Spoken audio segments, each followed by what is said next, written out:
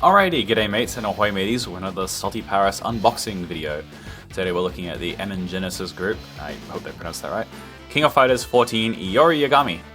It's been a little bit since the last one of these videos because I had to wait until I had some display space to actually put this because as you can see it's kind of a big figure.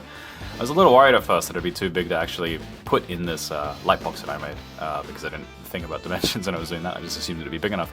But yeah, it fits a little snug, but it fits nicely. I'm sure that obviously the figure will be a little bit smaller in the box, so it should fit well. Really nice art here on the front of the box. I'm a big fan of his KOF14 outfit, actually.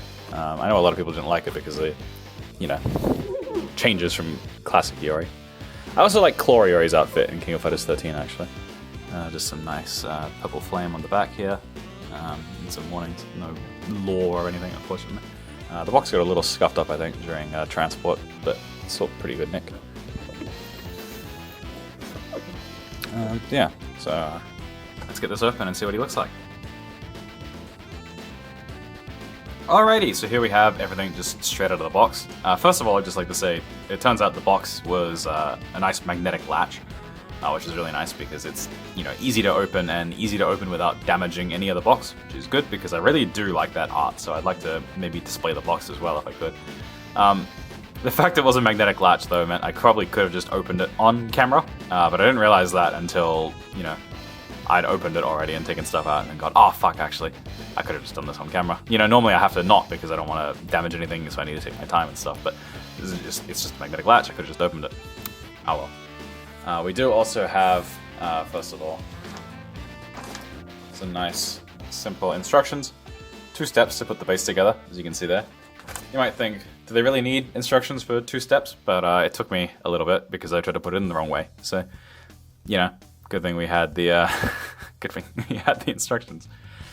There's also a postcard with the art from the cover. Don't really think I'm going to use it as a postcard, but it's nice to have that art. This base is really pretty. I'm just going to tilt it up so you can see the actual base of it. A bit hard to see, I guess, with the grip in the way, but yeah. Nice. And the flame is really nice as well. It's not quite lined up perfectly the way I've got it with the edge of the, the edge of the base itself. But I mean, fire is kind of chaotic in general, right? So we also have 2 little fireballs to use for his hand fire, and also a bunch of hands to go along with them and for different poses and stuff. Pretty nice. Don't know when I'm going to use a bunch of them, but you never know. So moving on to him, Iori himself. First of all, the material everything is made from is really nice feeling. This leather jacket feels really nice. The fur is good. The cloth for his jeans is really nice. All of this just feels nice to touch. You know? Turn him around quickly. See the clasp on the back. He's got belts everywhere, as you'd expect. Don't think it's possible to do them up, but I mean, he doesn't really anyway. He's got nice articulation on his head. But the arms feel a little restricted by the jacket. And the legs as well work nicely. Feet. Nice joints on pretty much everywhere around here. But yeah, the arms just feel a little restricted by the jacket. I wanted to...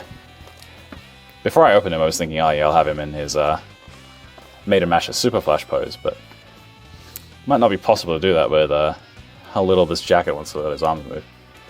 It's not too hard to make him stand up without the help of the base. He's pretty well balanced, so that is nice as well. Yeah, a little disappointed with the articulation on the arms, but I mean, you know, it comes along with the jacket being that nice, right?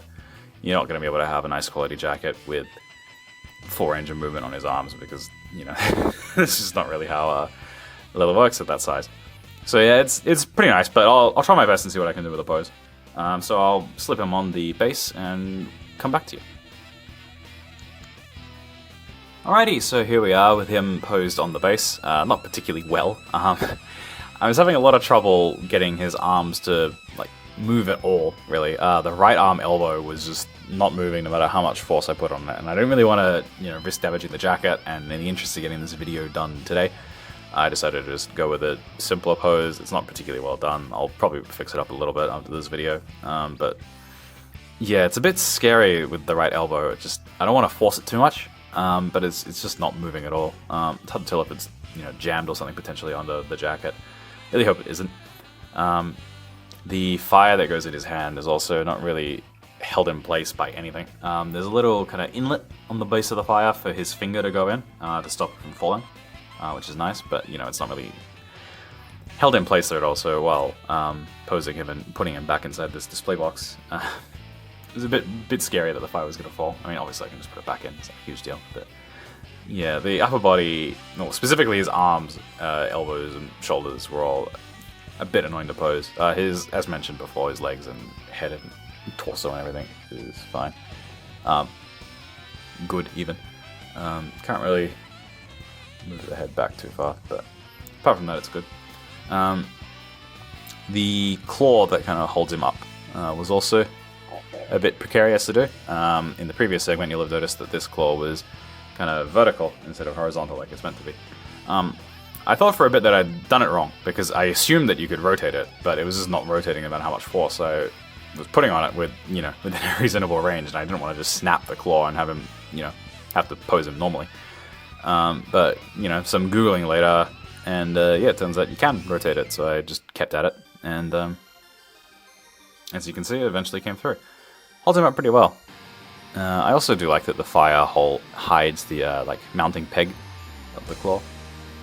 Not a huge deal, but, it's nice. Yeah, so overall, even though he's a bit hard to pose particularly well, I mean, everything about him is really nice. The jacket feels really nice, the pants are really nice, the fur feels really nice, he looks great, it's a great outfit, I don't care what the rest of you think. They did also make a classic Iori outfit, if that's what you're after. I hope they do Claw Iori and KOF14 Iori at some point as well, because I love pretty much all his outfits, really.